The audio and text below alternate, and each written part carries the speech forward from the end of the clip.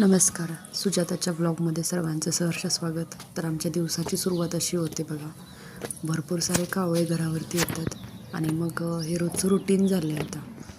त्यामुळं थोडंसं उजाडलं की हे काम आमचं सुरू होतं की एक प्लेटभर फरसाण घ्यायचा, थोडासा त्याला चुरडायचा हाताने आणि मग घराच्या पत्र्यावरती टाकायचं की भरपूर तिथे कावळे येतात. म्हणजे हे मिस्टरांनी सुरू केलं आहे, पण ते ज्या वेळेला नसतील त्यावेळेला हे माझं काम असतं की सर्व कावळ्यांना खायला घालायचं. नंतर नुसते कावळेच येत नाहीत, भरपूर साऱ्या चिमण्या वगैरे पण येतात, पोपट पण येतात. म्हणजे त्यांना हे आवडतं. बऱ्याच वर्षापासून आम्ही हे करत आहे. म्हणजे तरी झाली असतील 8-10 वर्ष तरी करत आहोत. आम्ही जेव्हा कोल्हापूरला राहिलो होतो तेव्हा पण असंच करायचं. तिथं पण भरपूर पक्षी यायचे. तर बघा कधी कधी यांची भांडणं पण लागतात. तर बघा हे सकाळ सकाळी असं यांना खायला टाकायचं, त्यानंतर मग बाकीची कामं आवरायची. तरी सकाळचे मला वाटते 6-6:30 वाजले असतील आणि उजाडल्यानंतर यांचं हे खाणं घालणं व्हायचं, त्यानंतर आपलं काम आवरायचं. तर हे झाल्यानंतर मग बऱ्याच वेळ मी तो उभा राहिले तर यांची भांडणं चाललेली होती की कोणाला अगोदर खायला मिळेल म्हणून. तर असं म्हणतात की जिवंतपणे यांना खायला घातलं तर काय वाईट आहे म्हणून. तर त्यानंतर मग मी बाकीचं सगळं आवरलं आणि शेतात जायचं होतं, त्यामुळं भाजी काल जी तोडलेली होती हरभऱ्याची भाजी ती सुकट टाकली अशी अंगणात. त्यानंतर मग त्याला जरा कडेला ठेवायला लागतं काहीतरी, कारण वाऱ्याने हे हलकं असतं, पटकन उडून जाऊ शकतं. 2-3 दिवस चांगली भाजी सुकली की खूप छान लागते.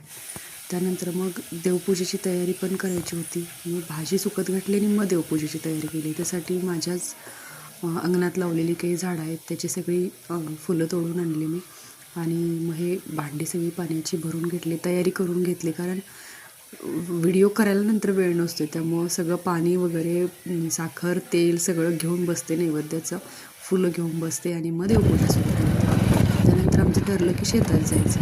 कारण काल मी हरभऱ्याची भाजी तोडलेली होती, पण अजून जरा तोडावी असं त्यांना वाटत होतं, कारण वाळलेली पण हरभऱ्याची भाजी खूप सुरेख लागते. आणि हा बघा रस्ता कसला आहे. त्यानंतर भाजी तोडून झाली. मग म्हटलं चला जरा ते लांब आमचं एक शेत आहे तिकडे जाऊन या. मग तिथं बघितल्यावर चिक्कू दिसत होते, म्हणजे फार चिक्कू लागले होते झाडाला.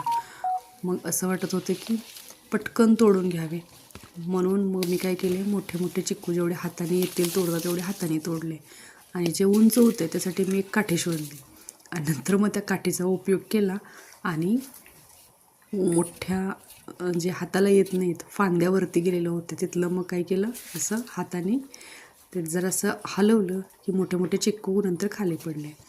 नेक्स्ट व्हिडिओमध्ये तुम्हाला चिक्कू पिकलेले मी दाखवेन. जास्त नाही आहे, माझा मुलगा पुण्याला शिकतो त्याला देण्यासाठी मग मी थोडे चिक्कू घेऊन आले. तर बघा एवढे चिक्कू मला मिळाले. एकदम सगळे काढून काय उपयोग, म्हणून थोडे थोडे काढले. जेवढे मोठे मोठे असतील तेवढेच घेतले. त्यानंतर माझं संध्याकाळचं रुटीन, यायला दुपार झाले. मग संध्याकाळी केला नाही सोमवार तू? आणि मग बघा हा विद्यार्थी आमचा. काम होतं घरी तुला? मग का केला नाहीस? होमवर्क काय सांगितलेला, ते बोर्डवरचे नंबर आहेत ना 11, 12, 13 ते लिहायचे होते ना घरी आणि स्पेलिंग पाठ करायचं होतं. का केलं नाहीस बाळ?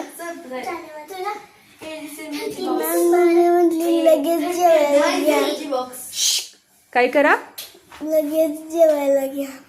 जेवायला घ्या म्हटली म्हणून तू ते होमवर्क केला नाहीस? अरे सिम्पल होतं की, बघ की 11, 12, 13, 20 पर्यंतचे स्पेलिंग आहेत. हा बोल. मग जेवल्यानंतर काय केलं, झोपलास? मग मी म्हटलं आपण खेळूया. हा खेळूया म्हणली. सापशिडी खेळूया म्हटलीस. हा सबसिडी खेळूया म्हटली. गौरवी म्हटली सापसिडी खेळूया. बरं मला सांग आता कधी पूर्ण करणार, ते कधी कंप्लीट करणार सगळं? मला स्पेलिंग सगळे पाठ पाहिजे. कधी करणार सांग? उद्या? उद्या करून दाखवणार नक्की? बघा व्हेरी गुड.